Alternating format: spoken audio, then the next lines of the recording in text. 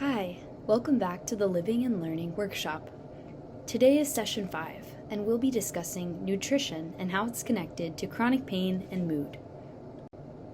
Let's go over our agenda for today. The goal of today's session is to first review last week, session 4 of the Living and Learning Workshop focused on exercise. After a brief recap, we'll move on to new information. We'll do an overview of basic nutrition, including what's a balanced diet, what's portion control, what is a calorie and caloric density.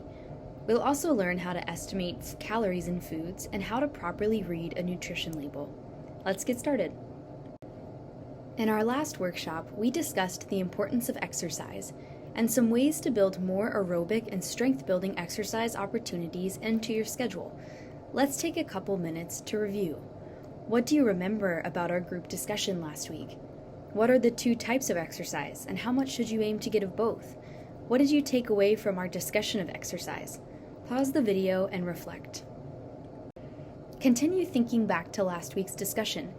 Did anything we talk about surprise you? What did you find most helpful over the past week? And do you have any personal goals of how much exercise you're now aiming for? Thanks for reflecting on last week. Let's get started with nutrition.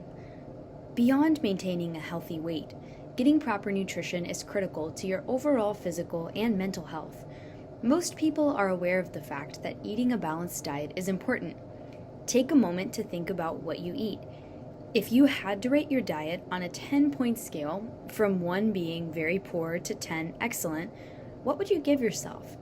Jot this number down on a piece of paper, and we'll come back to it at the end of the session. Take a moment to reflect on why you rated your diet what you did.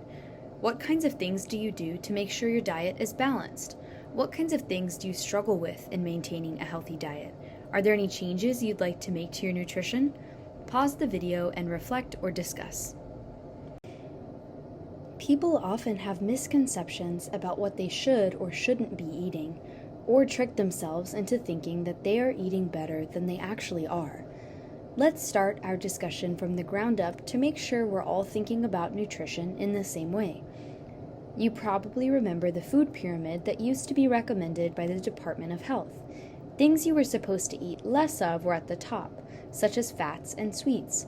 Things you were supposed to eat a moderate amount of were in the middle, like dairy and meat. And things you were supposed to eat a lot of, like vegetables and whole grains, were at the bottom. What you might not know yet is that the Department of Health recently shifted to a new system called My Healthy Plate, because they realized that the food pyramid wasn't helping people to understand what a serving of each of these categories should really look like. My Healthy Plate encourages you to eat more fruits and vegetables and less grains. It also shows you portions of different types of food you should be getting with each meal. The My Healthy Plate program encourages us to follow certain principles. These principles are balanced calories, avoiding oversized portions, and getting a good variety in the food that we eat. They recommend about half your plate being filled with fruits and veggies, a quarter with meat or protein, and a quarter of dairy, with something sweet on the side. So I'm going to briefly overview 10 tips to create a healthy plate. Number 1, balance your calories. We'll cover this more later on in today's session, but figure out how many calories you need, which depends on your age, gender, and level of physical activity. 2, enjoy your food and manage portions. Take time to eat during the day. Pay attention to your hunger cues and know when you've had enough to eat. 3, avoid oversized portions. We'll discuss this more later on. 4, eat certain foods more often. Vegetables, fruits, whole grains, and low-fat dairy products have important nutrients you need for your health. 5, make half of your plate fruits and vegetables. Choose from a variety of colors, red, orange, and dark green. 6, use fat-free or low-free dairy because you get the same calcium to strengthen your bones, but less calories and saturated fats. 7, make half of your grains whole grains. Substitute whole grain products like whole wheat bread or brown rice for white bread and white rice. 8, eat certain foods less often. Cut back on foods high in solid fats, added sugar, and salt. Foods like cake, cookies, ice cream, candies, soda, and juice should be enjoyed in moderation and not with every meal. And finally, compare sodium in foods. Use the nutrition label to find versions of your favorite foods with lower salt.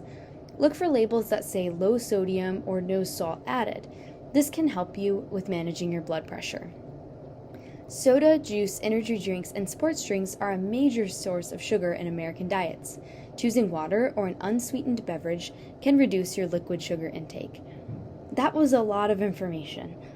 Pause the video to discuss the transition away from the food pyramid and to My Healthy Plate before we continue.